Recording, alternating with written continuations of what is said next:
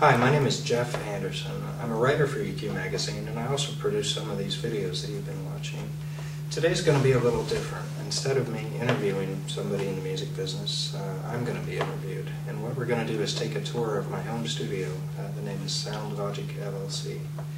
So what I want you to learn by watching these videos is what equipment we have and why we've chosen it, and kind of my personal opinions about it. And we're also going to take a tour of the studio and see the rooms and listen to the differences of each, and then talk a little bit about studio construction and some things that I learned actually building this place. So the first step, let's head to the control room and look at some gear. For the most part, I'm a mixing engineer, and that's what I really enjoy. Every once in a while I'll produce a band, but mixing is where it's at for me. Here at Sound Logic we have two consoles, a analog DDA DCM224V as well as a Pro Control. I consider this DDA board basically a poor man's SSL. It's got some really cool routing functions as well as total recall and automation. It also has 5-band fully parametric EQ, and if you can't get it right with that, you've got a serious problem. Over here is a Pro Control, and basically it's just a big expensive glorified mouse, and I use that for the most part for doing my automation moves, which I do inside of Pro Tools.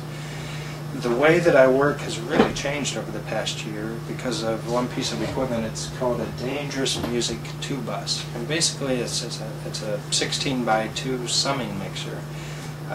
Whereas it'll have 16 inputs and then mix them or sum them all down to 2 outputs, which you then put on analog or master link, whatever the case may be.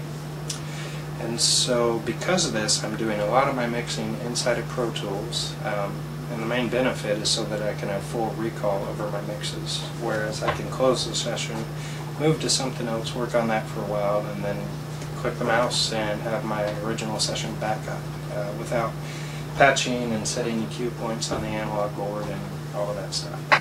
I do a majority of the work through the computer, so I'm mixing in the box and then taking the outputs of Pro Tools into the 2-bus.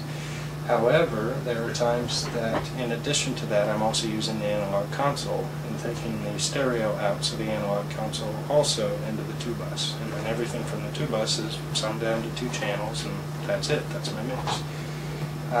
And that works really well for me. That lets me use the EQs on the board if I need them, and also still have a majority of it recallable because it's mixed in the box.